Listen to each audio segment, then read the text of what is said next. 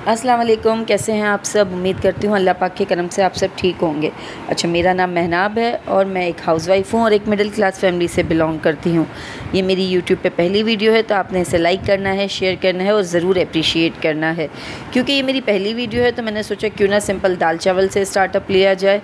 मैंने सिंपली दाल स्टोव पे रख दी है और सारे मसाले एक तरफ निकाल लिए हैं। प्याज, साबुत लाल मिर्ची पाउडर, हल्दी पाउडर, ज़ीरा पाउडर, धनिया पाउडर, नमक सब एक तरफ निकाल दिया। जैसे ही दाल में बॉईल आएगा मैंने उस सारे मसाले उसमें ऐड ऑन कर देने हैं। अच्छा, ये बहुत ही सिंपल और क्विक रेसिपी है, आपने ज़रूर ट्राई करनी है क्योंकि ये तड़के वाली दाल बहुत ही टेस्टी बनती है। अच्छा, मेरा यूट्यूब चैनल स्टार्ट करने के 2 रीज़न्स थे। पहला रीज़न तो ये कि मुझे ये दिखाना था कि हम मिडिल क्लास ख़वातीन किस तरीके से बजट में रहकर बिना किसी वेल डेकोरेटेड किचन के, बिना हाई फाई मशीनरी के, बिना अच्छी क्रॉकरी के किस तरीके से हमारे डेली एक्सपेंसेस को कंट्रोल करके अपने किचन को चलाते हैं। और दूसरा रीज़न ये कि हम मिडिल क्लास ख़वातीन के पास बहुत सारे इश्यूज़ होते हैं, प्रॉब्लम्स होते हैं जिन्हें हम शेयर नहीं कर सकते किसी से, ना अपने रिलेटिव से, ना अपने फ्रेंड्स से। क्योंकि हम फ्रेंड्स से हम शेयर करते हैं तो हमें थोड़ी सी झिझक होती है, हेजिटेशन होती है कि वो हमारे बैकग्राउंड के बारे में, हमारी फैमिली के बारे में क्या सोचेगा। और रिलेटिव से अगर हम शेयर कर दें तो हमें तो यही लगता है कि उनकी एडवाइस सिर्फ उनके मतलब के लिए होगी या सिर्फ बातें ख़ानदान में लीक होंगी। तो क्यों ना एक ऐसा प्लेटफॉर्म बनाया जाए, मुहैया किया जाए जहां हम बने बैठ के एक दूसरे से अपने पर्सनल प्रॉब्लम शेयर कर सकें, एक दूसरे को एडवाइस दे सकें। और क्योंकि हम एक दूसरे को पर्सनली जानते नहीं तो उसमें एक दूसरे से झिझकने की हमें ज़रूरत भी नहीं होगी। अच्छा जी, दाल बॉईल हो गई, मैंने मसाले सारे ऐड ऑन कर दिए हैं और उसे पकने के लिए रख दिया है। तो आज के डिस्कशन टॉपिक तो हमारे पास कुछ नहीं, लेकिन मैं अपना पर्सनल एक्सपीरियंस आपसे शेयर करना चाहूँगी कि अभी कुछ दिनों पहले मेरी एक रिलेटिव से आर्ग्यूमेंट हो गई औरतों के इक्वल राइट्स पर। तो वो मुझसे आर्ग्यू कर रहे थे कि आजकल औरतों को इक्वल राइट्स मिल रहे हैं। तो मैंने उनसे कहा, आप किस तरीके के राइट्स को इक्वालिटी कहते हैं? तो उन्होंने कहा औरतें जॉब कर रही हैं, एजुकेशन हासिल कर रही हैं और बहुत कुछ। तो मैंने उनसे कहा कि ये इक्वालिटी है? तो उन्होंने कहा और क्या?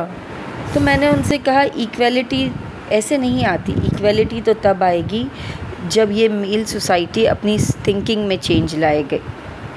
अगर आदमी काम से थका हुआ आ रहा है तो नो डाउट वो रिस्पेक्टफुल है, उसे रिस्पेक्ट देनी चाहिए, उसके आराम का ख्याल रखना चाहिए। लेकिन इसी तरीके से अगर औरत आपके घर में आपके माँ बाप का ख्याल रखती है, आपके बच्चों का ख्याल रखती है, आपके घर के काम करती है, तो वो भी उतनी ही रिस्पेक्ट की हकदार है। भले ही मर्द और औरत दोनों ही जॉब पर जा रहे हों, लेकिन खाना बनाना और घर को संभालना तो सिर्फ औरत की ही जिम्मेदारी है ना। अगर औरत रात को लेट नाइट शिफ्ट करे तो ऐसे कौन से काम हैं जो रातों को होते हैं भाई? और अगर मर्द रात को लेट नाइट शिफ्ट करे तो हाय कितना मेहनती इंसान है। और अगर औरत घर से निकलती है तो पहले तो उसे ये टेंशन होती है कि किस किस मर्द की नज़रें उसे फॉलो कर रही हैं, जैसे कि उनकी आंखों में एक्सरे फिट हो। तो इस बात पर उन्होंने बड़े ही धड़ल्ले से कहा कि फिर तो औरतों को चाहिए ना कि वो प्रॉपर पर्दे में निकलें, अबाया पहने। तो मैंने इसके जवाब में उनसे सिर्फ इतना कहा कि क्या आप अल्लाह को हाजिर नाजिर रख के ये कह सकते हैं कि आपने किसी भी अबाए वाली खातून को नज़र उठाकर नहीं देखा? और आप तो अबाए वालियों को और गौर से देखते हैं कि ऐसी क्या चीज़ है जो उन्होंने छुपाया है।